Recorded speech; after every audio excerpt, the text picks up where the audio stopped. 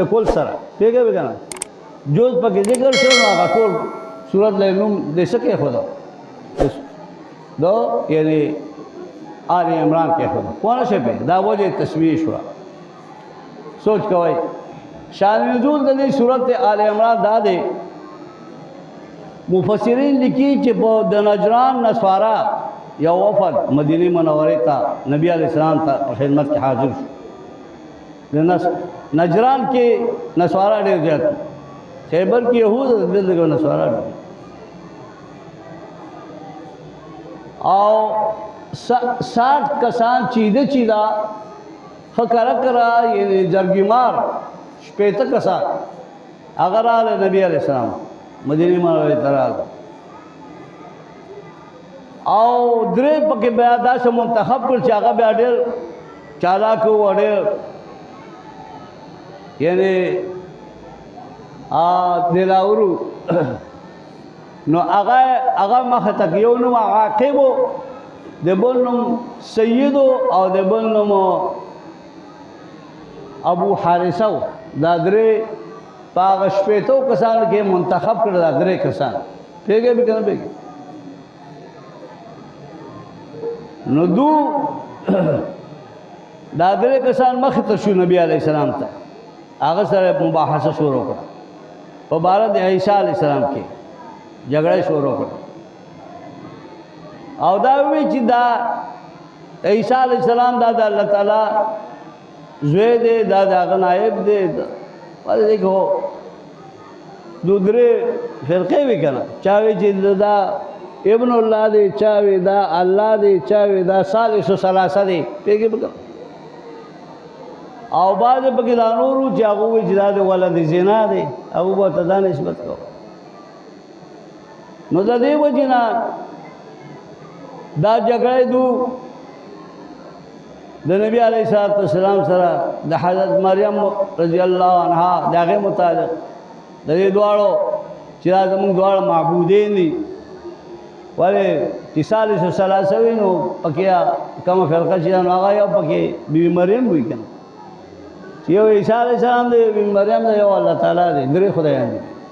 دا دې پکې درې دي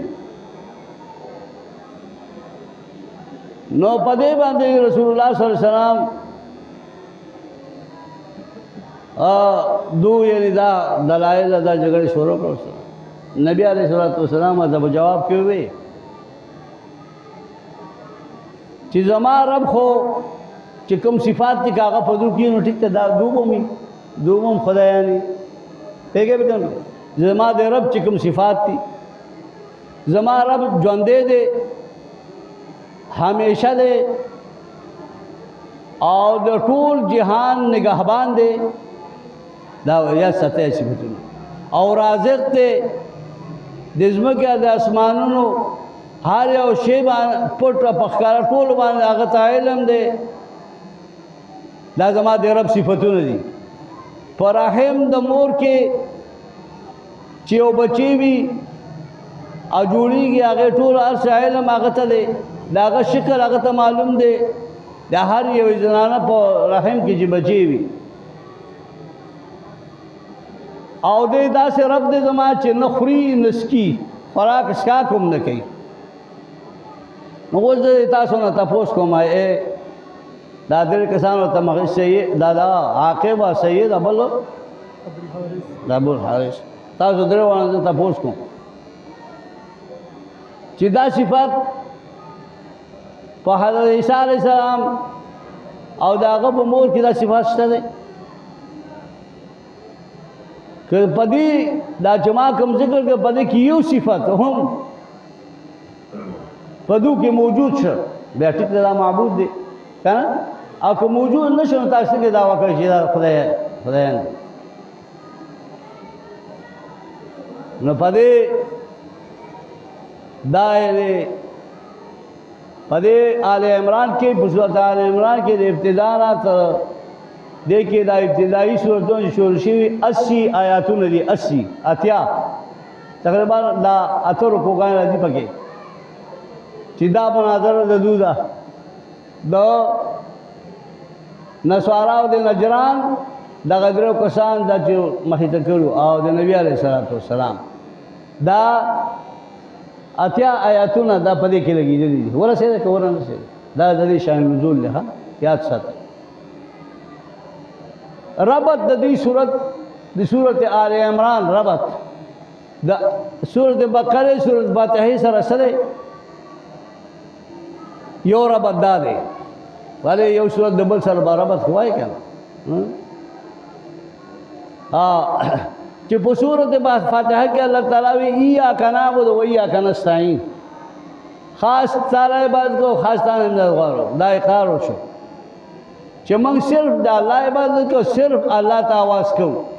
او صرف د هغه په حاجات او مشکلاتو کې ما فوق الاسباب الله تعالی منو بس بل څوک نه بیا په سورۃ بقره کې الله تعالی فرمایي چې عبادت او تعظیم صرف موږ د الله کو دو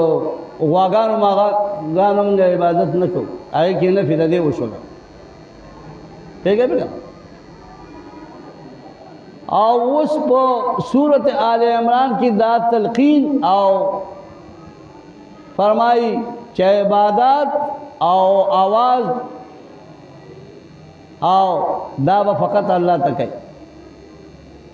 دې سره به نور نیکان بزرگان پیغمبران او جنات او ملائکه دا به ورسره نه وځي کوي پیګه د دوی په امداد د ملائکو نه غوښتل د جناتو نه به غوښتو عزیر علیہ السلام انبیاء نه به غوښتو لکه عزیر ابن الله یهود وایي چې عزیر ابن الله دی عیسی ابن الله دی نصارا وایي ملائکه وایي چې الملائکه بنات الله پیګه به دونه به امداد غوښتو نو پدې کې د دې نفي ده پدې سورته بقره کې نو دا د درې وړو سورتونو یو بل سره مربوط شو د دوه ربط راغی تاسو ما وی چې ربطونه دا تناسب دا ساتي دا ګران دی تحت الله په ترجمه آسانه پښتو ترجمه ځان تکي وایي چې هغه کې هغه وایي څنګه نه دا ربط او د قران تړل یو آیات د یو سورت د دې بل سره مناسبت دا ګران دی پیګه یو ربط دغه شو او دویم ربط دا دی سورۃ آل عمران چې په سورۃ بقره په اخر کې اوس منګوي فانصرنا علی القوم الکافرین یا الله موږ له امداد راکې په قوم کافرانو باندې نو د مسلمانانو د کافرو مقابله کې ته موږ له امداد راکې د مسلمانانو لا دا نصرت دا تعلیم سلسله الله تعالی متوخره نو په سورۃ آل عمران کې اوس خاخی دا چې هغه کم کافر دی چې هغه د الله نه خلاف هغه نه څه کوي خلاف کوي او نو دا پدې کې هغه تعین کې اوس الله تعالی پدې سورتونو کې پدې سورۃ آل عمران کې هغه تعین کوي چې دا چې امداد د غیر الله نه پچا باندې غواړي لکه دو بچ ګنده عیسی علیہ السلام مریم علیہ السلام پیګه وکړه نو دا پدې کې دا دغه سره دا مناسبت شو دریم ربط د سورۃ بقره کې قرآن مجید تمام مضامین اجمالی طریقې سره ذکر شوي دي ما تاسو ته مخکې ویلي په سورۃ بقره کې چې څومره اجمالی ټول قرآن کې ذکر کې هغه په دې کې ذکر شوی او په سورۃ آل عمران کې داغه نه سلور قسمونه راوغه سلور مضامین راوغه توحید او رسالت او جهاد فی سبیل الله انفاق فی سبیل الله دا سلور داغه نه راوغه دی صورت نو دی صورت کې د دې مضامین هم دا سلور دي پیګم کنه دا ټول مضامین چې ذکر کی توحید رسالت جهاد او انفاق فی سبیل الله پیګم کنه یاد ساتئ نو دا د دې دریم ربط شه د هغې سره چې یعنې دا یو قسم جوش دا آل عمران جوش د صورت بقرې نه هغې کې خو مضامین ډېرو دې کې ته څلور راواغسې د هغې تفسیر کې اوس الله تعالی پوهېږې که نه پوهېږې خلاصه اوس آخري خلاصه ده ربط خو درې قسمه ما تاسو ته بیان کړ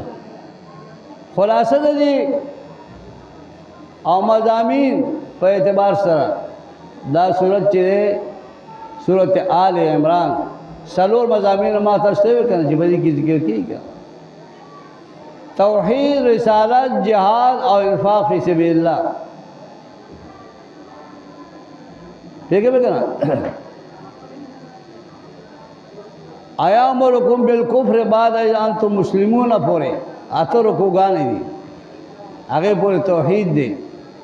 وَإِذَا أَخَذَ اللَّهُ مِيثَاقَ النَّبِيِّينَ هغه ترجمه شروع شي اتم رکونا نه هم رکو فقد هدي الى صراط مستقيم لسم رکو پورې دا رسالت ته مضمون بیان یا ایها الناس اتقوا ربکم یا ایها الذين آمنوا اتقوا الله حق تقاته دغه رکونا اخوا بیا چې کوم دی سره شاباش دا جهاد فی سبیل الله مضمون بیانېږي او ترغیب جهاد ته بیانېږي او د هغې نه وروسته انفاق فی سبیل الله دی بیا نو دا څلور مضامین دا د دې خلاصه ده ښه یاد ساتئ بس دا تفصیل کړو نور بیا ګورو ورسره پوهېږئ ورسره به راځي که نه دا 80 آیاتونه چې دي په اول کې لګېدلي دا خو ټول دا واقعه ده سورت آل عمران مدني دي په دې کې 200 آیت دي او شل پکې رکوګانې دي شل د دې ترتیب عثماني دا څلورم ترتیب دي څلورم دا درېم آیات سورت دی دو سورت مخکې تېر شو سورت فاتحه سورت بقره دا درېم دی او ترتیب نزولي د دې چې کوم دی 89 دي 9 اتیایم سورت دا 9 اتیایم 9 8 پېږې به کنه دا د دې نه مخکې 88 آیاتونه نازل شوي دي دا 90 دي ورسېده که نه دا خبر ختم دا ترتیب نزولي لیټ ځکه چې دا مدینه منوره کې نازل شوی دی مکې کې خو نه دی که بسم الله الرحمن الرحیم الف لام میم الله لا اله الا هو الحي القیوم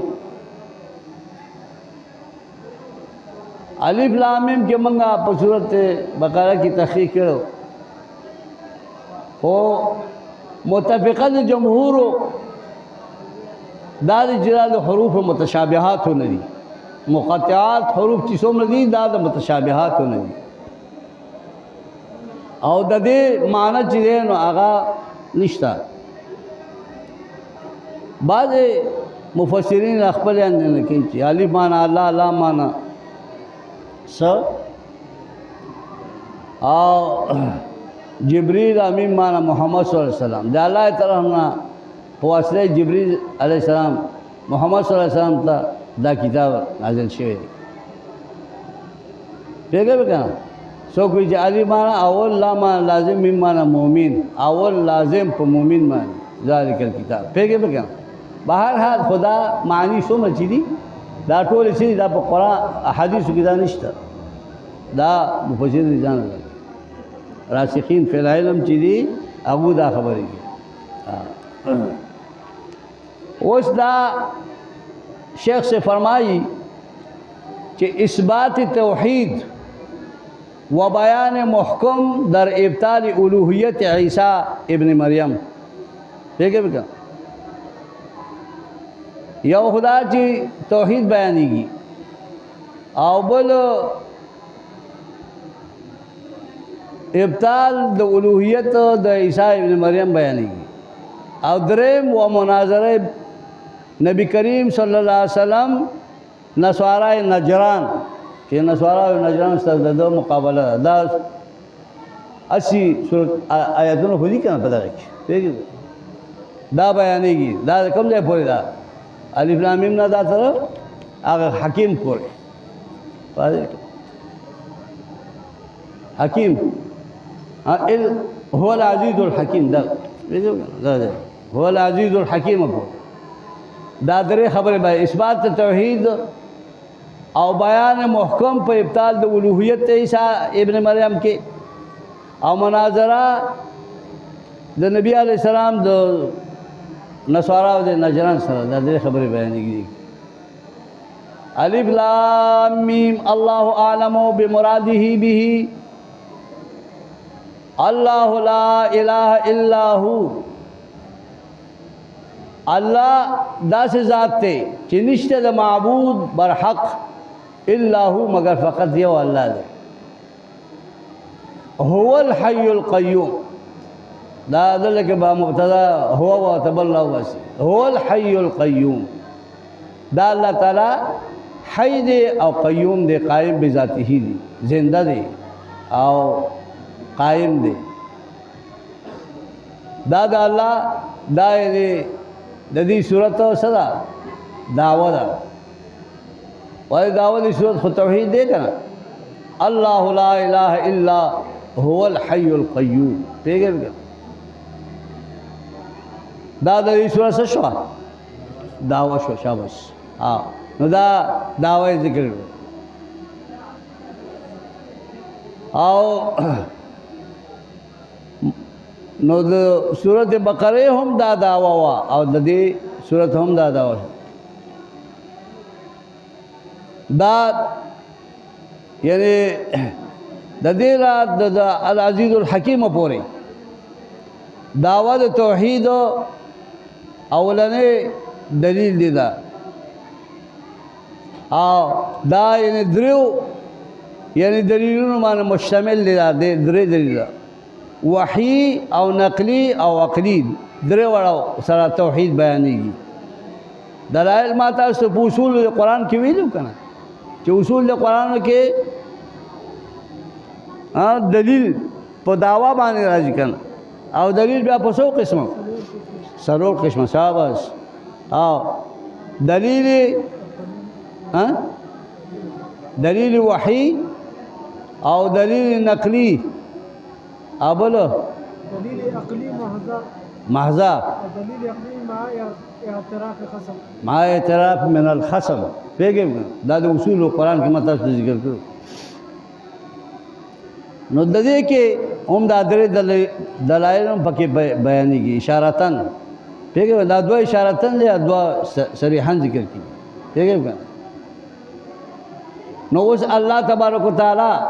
دا دلایل ذکر کړي دا دلیل وحید راځي نزل عليك الكتاب بالحق الله وی چې نازل کړی ما یا محمد صلی الله علیه وسلم پتا باندې الکتاب القرآن قرآن می دا ما نازل کړی دی بالحق متلبسا بالحق دا به تلبس لپاره کېږي چې دا په حق باندې سچ باندې دا قرآن دیکھیے ایک شک شبہ نشتا مصدق لما بین یدیہ تصدیق کیا دا کتاب بین یدیہ ہے چمک کی دنی من الکتب دی کتابوں لما بین یدیہ قبلہ من الکتب من مخ کتابوں چو وانزل التوراۃ والانجیل دا نازل کر اللہ تعالی تورات انجیل من قبلو مخ کی دینا او دا تورات انجیل دا ټول کتابونه چیو هدل للناس دا هدایت او خلقو لپاره دا ټول به خلقو ته به هدایت کو لار نه لار به ورته کوله وانزل الفرقان او نازل کړی الله تعالی قرآن فرقان نه مراد فیصله کوم کې حق او باطل جدائی را وسم کې حق او باطل دا بل نوم د قرآن فرقان دی پیږي اللہ تعالیٰ قرآن پاک هم نازل کر دی مخی نزل علیک الکتاب بالحق التا کیوں ہوئی آو بیا اور پسیدہ تاکیدہ نہیں ہوئی چانور کتابوں نے ذکر کرو وانزل الفرقان نو دا اللہ جل شانہ دا دی طویل شی دلائل نقلیہ دا دلائل نقلی دي په توحید باندې اول توحید ذکر شو چې الله لا اله الا هو الحي القيوم دا دلائل شو په دې ده وس چې څوک ته انکار کوي هغه ذکر کوي ان الذين كفروا بآيات الله كم خلق جاغو کفر کې پایاتونو د الله تعالی باندې لهم عذاب شدید دود بار سخت عذاب دی والله عزیز انتقام الله زبردست ذات ته عزیز مانو زبردست ذات ته از انتقام خاوند بدلې دی عقوبت شدیده دی او دا رنګه دی خاوند بدلې دی چې څوک د سره مقابله کوي زمان عصاه پیګه او ان الله لا يخفى عليه شيء في الارض ټول ضمني بعض دلایل ضمني دي په توحید باندې به سره هي دي الله تعالی باندې پټ نه دی او شی فی الارض کائن فی الارض چې کائن په نوم کې فی الارض جار موجود دي کائنون به مقدر راوځي بشک الله تعالی پټ نه دی په باندې شیء کائن فی الارض ولا فی السماء او نو پاسمانونو کې کوم شي دي لعلمه بما يقع في العالم د ټول باندې الله تعالی علم د څه شی واقع کیږي په عالم کې په دنیا کې نو د باندې دا پټ نه دي نه پس مکو کې نه په اسمان کې بلکې په ټول عالم کې دا پټ نه دي دا ټول دلایل دي توحید دي هو الذي الله ذات يصوركم في الارحام چې الله تعالی نقشه جوړي پر رحمونو کې میندو کې کیف یشاء چې څنګه خوښ لکه هغه کې دعوت نبی علیہ السلام وی چې زما خدای چل کی استاد خدای دا کولی شي چې رحمونو پر رحم کې بچی باندې علم دا غوښته زما رب هغه دی یصورکم فی الارحام چې تصویرونه جوړي پر رحمونو کې کیف څنګه کیف یشاء چې څنګه خوښ شي من ذکوره و انوثه بیاض و سواد با کنار دې که خزه د دې علم الله تعالی تور دې سپین دې او سور دې چې کوم دی نو د دې وجه د دې ټولو ارس علم الله تعالی لا اله نشه معبود مشکل کشا الا هو مگر الله دی او العزیز الحکیم هو العزیز الحکیم دې زبردست ذات په خپل فی ملکه او الحکیم فی صنعه په خپل کارون کې حکمت والا دا دې پورې دا دلایل ټول توحید دا نور او پسې روان دي په دې کې اوس الله تعالی تقسیم د آیاتونو د قران کوي دو قسم ته چې محکمات دي او متشابهات دي الکه خبره مکوئ څوک یې وته خبره مکو کول مکو قرآن کې نو د دې وجنا تقسیم د آیاتونو د قرآن چې قرآن آیاتونو دو قسم دي یو محکمات دي بل متشابهات دي نو دا تقسیم کی سامعین چې دي اوریدون کی دا هم دو قسم دي یو زائغین دي بل راسخین دي پیژن کا یو زائغین دي او بل راسخین دي چې کوم زائغین دي نو هغه ورانی جوړي چې کوم راسخین فی العلم دي نو هغه محکم په خپل محکمات باندې پریږي دي او متشابه په خپل متشابهات باندې پریږي دي هغه کې بوته نه وي پیږي متشابهات کې واده وکړه نو تقسیم شو طرف د دو قسم ده محکمات متشابهات دا آغا یخلف المیاد رکوع پوری دا بیان ٹھیک ہے دا دو قسم ہے او دا هم جواب دو شبه دو اعتراض دے یهودو دو اعتراض کرو چې دا قرآن میں نه دے اللہ ذکر نه دے چې دې کې بعض آیاتونه څرګندې معلومیږي معنی بعض لکه الف لام میم د دې معنی موږ ته پته نه لګي متشابهات دي پیږي به کنه او بعض معلوم دي لکه اقیم الصلاۃ دا ټول څرګند دغه محکمات دي نو دا جواب کوي الله تعالی چې هو الذی الله تعالی غذات انزل علیک الکتاب چې نازلې ته پیغمبر صلی الله علیه وسلم کتاب منه بعض دې آیاتونه د کتاب چې آیات محکمات چې هغه آیاتونه دي چې محکم دي واضح دي محکمات واضحات دلالات واضحات الدلالات دي دلالت واضح معنی کې سړی پیږي او هن ام الكتاب دا اصل دی کتاب دی اصل دی کتاب معتمد علیه په احکام کې هم دغه دي دا باقی دا متشابهات چې دي نو هغې نه به ته مطلب نه اخلي چې د دې دا مطلب دی د دې دا مطلب دی دا مطلب پوهېږې به که نه پوهېږې ځکه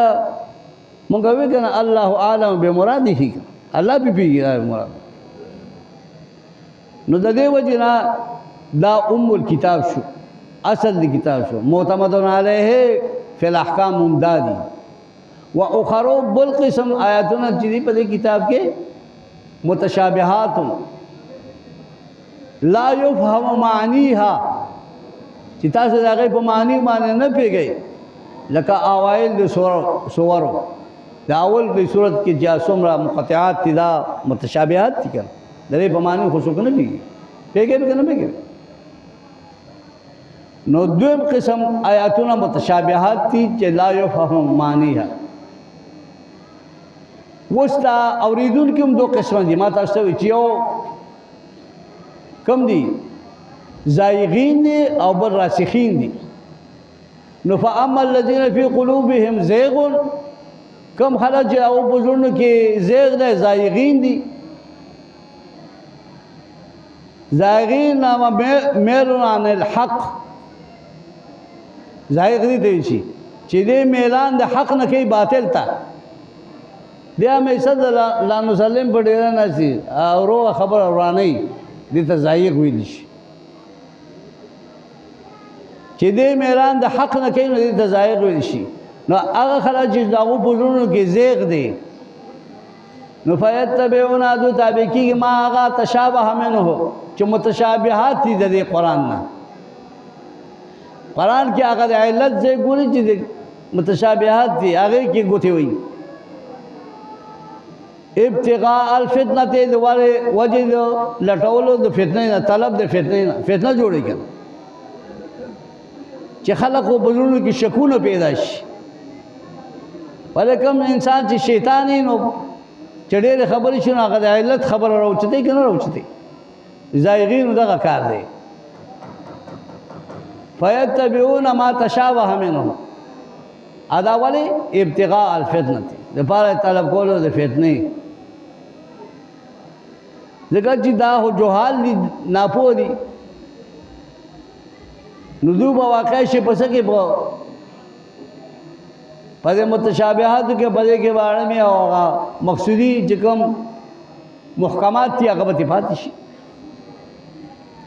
وابتغاء تاویله او دو طلب کوي په طلب د تاویل د دې کې دي څوک الف لام میم دا څوک دا څوک دا په دې کې مصروف دي او دو طلب کوي معلومه دو تاویل او تفسیر د دې چې دې بس تفسیر دي لیکن حالان کې جو ما یعلم تاویله الا الله دا هغه په تاویل باندې غیر د الله نه بس وپیږي نه او دو چې کوم دا باغې کې ګوتې وایي وما يعلم تاويله نبي کی بتاویل دا غیر معنی الا الله وحده یو الله په پیږي باغې متشابهات باندې یو الله پیږي بل څوک نه پیږي او دویم قسم خلق کم دي راسخون چې راسخین دي نو هغه څه دي راسخین معنی څه ثابتین متمکنین فی العلم هغه په علم کې مضبوط دي او هغه یقین ده په دې باندې بهر او هر باندې قرآن چې دا حق دی نو هغه سوي راسخین فی العلم یقولون دوی آمنا به زمونږ ایمان راوړی په دې باندې پر متشابهات باندې زمونږ ایمان دی موږ په چې دا د الله من عند الله دی انه من عند الله ولا نعلم معناه موږ په معنا نه پیګولې کې ایمان پېشته چې دا د الله دی لکه زمونږ هم دا ایمان دی چې دا الف لام میم سره دا جز د قرآن نه دی کنه دی پیګې به کنه پیګې نو د راسخینو دا عقیده ده کل من عند الله من عند ربنا وما يذكر الا اولو الالباب اواز نه قبلې د دې متشابهاتونه مگر خواندان د عقل چاغو کوم عقل وي پوي دیکھیں اللہ تعالیٰ دیتے اشارہ کے چدہ کا حروف تھی د الف نه تر یې پورې د دې دا چې تاسو مرکب کوئ نو د دې نه معنا جوړیږي او دا منګ چې مرکب کا الف لام میم یا کاف ها یا عین صاد یا نو متقطع دا ټول متشابهات دي نو همدغه حروف دي موږ یو ځای تاسو له معنا نه راځي د دې پیګر کنه نو د دې نه واس قبلي اولو الباب خلق راسخین فی العلم د دې نه څه قبلي واز او نصیحت قبلي چې دا خو ګورم دغه الفاظ دي موږ په معنا یې نه پیګو نو پته ولګي چې دا من عند الله دي پیګه به کنه پیګ اچھا جی ربنا لا تزغ قلوبنا او دا هم دو دا وینا کوي دا راسخین فی العلم دا د راسخین فی العلم سره دو دا وی چې اے خدایا لا تزغ قلوبنا ماړی زړونه زمونږه لا تمل عن الحق قلوبنا زمونږه د حق نه زمونږه زړونه ماړه بعد از هدایتنا پس دا کنه چې تا مونږ ته هدایت کو او مونږ له تا علم را کړی دی بعد از هدایتنا ارشدتنا الیه چې تا مونږ ته لار ښودلې دی قرآن ته خدای مونږه دا یعنی زمونږ د زړونه دا ماړی وهب لنا من لدنک رحمتا ای الله تو بخشش کې مونږ ته د خپل طرف نه رحمتا معنا رحمت من عندك د طرف خپل انك انت الوهاب بشک ته یعنی بخون کی د هر یو شی وهاب ته ورکون کی ته ربنا اے خدایا دلته کې یا حرف ندا محذوف معنی ربنا یا ربنا داوم دغه راسخین فعل موي ربنا اے خدا انك جامع الناس ليوم لا ريب فيه تجمع كون کی خلق يجمعها ليوم اغرزتا لا ريب فيه چې باغ کې شک شوبه نشته هو يوم القيامه ان الله لا يخلف الميعاد او الله تعالی مخالفت وعدینا نه کوي موعده بالباس چې هغه باس دی دا باس پکې یو ځل میدان حشر کې میدان به قیامت پر قائمی کې وزل پیږي تم مخالفت د وادي نه کوي دا د دې راسخینو دا بیان دی ورسې ده کنه